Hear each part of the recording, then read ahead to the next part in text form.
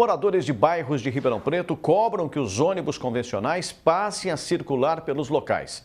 Hoje eles são obrigados a usar o serviço do leva e traz e reclamam bastante. O Jardim Ouro Branco existe há aproximadamente 15 anos. Desde então, os moradores são obrigados a usar o sistema do leva e traz para se locomover para outras regiões da cidade. Funciona assim: a pessoa pega o micro-ônibus, paga R$ 1,45 e é levada até o ponto mais próximo onde passa a linha de ônibus convencional.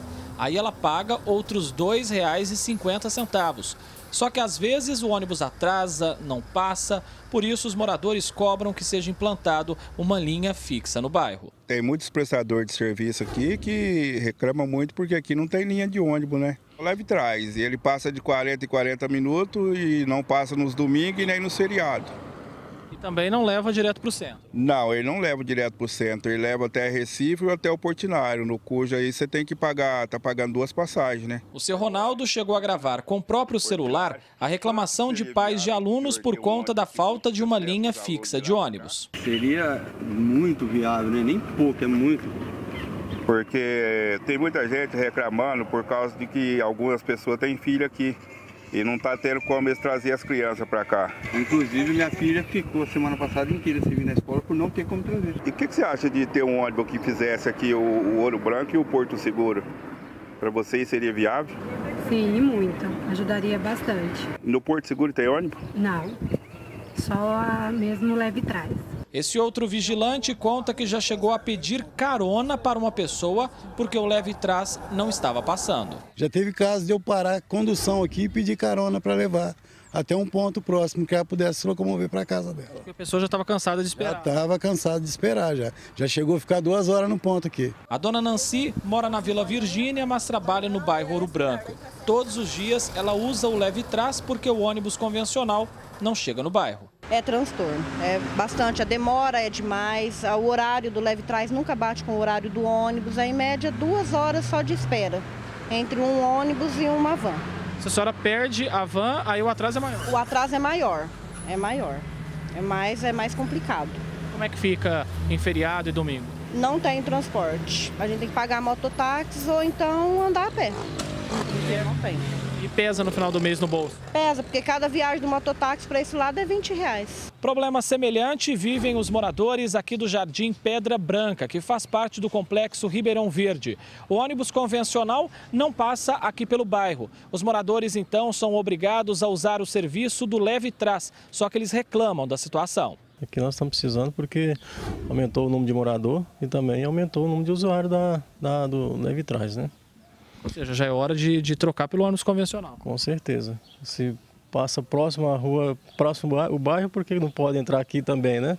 Dar a volta aqui, pegar o pessoal e sair novamente, né? Ninguém toma uma atitude, né, para mudar essa situação. E precisa ter direito, porque se a cidade inteira o ônibus circula, por que não no Pedra Branca, né?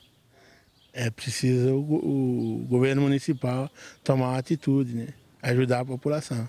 André Costa para o Jornal da Clube. A Transerp informou que os usuários do Leva e Traz pagam a tarifa de 1/3 do valor do ônibus convencional, sendo gratuita para idosos e concedendo desconto para os estudantes. Quanto ao quadro de horários das linhas, disse que são estabelecidos de acordo com a necessidade do local a ser atendido. Agora ao vivo, André Costa traz mais informações. André. Pois é, Púcio, olha que situação complicada da dona Nancy, por exemplo, que nós mostramos aí, né? Mora na Vila Virgínia, trabalha lá no Pedra Branca. Se o ônibus não passa, atrasa, ela tem que pagar um mototáxi, R$20 ela paga. Que absurdo, hein? Para falar mais sobre essa situação complicada, nós convidamos o Felipe Bueno, ele é advogado especialista em trânsito. Felipe, deve existir um planejamento para implantar linhas de ônibus nos bairros para não acontecer uma situação como essa? Boa tarde para você. Boa tarde, André. Boa tarde a todos. Sem dúvida alguma. Planejamento, numa criação de um bairro novo, na expansão da cidade, é importante em qualquer segmento dela e principalmente também na criação de linhas de ônibus. O transporte coletivo para aquele que vai usar esse novo bairro, essa nova região da cidade, tem que estar à disposição. Uma cidade bem planejada evita esse tipo de constrangimento, como gastar 4 ou 5 vezes mais o valor de uma passagem para se locomover dentro da própria cidade. Se o bairro tem escola, posto de saúde, ele deve ter uma linha de ônibus disponível, uma linha fixa, doutor? Ah, com certeza, né? Fica muito mais prático para que outros moradores de outras regiões acessem também aquela região. Sem dúvida alguma, fornecer esse serviço para a população vai trazer muito mais crescimento para aquela região. Essas linhas fixas podem ajudar os moradores desses bairros em quais situações?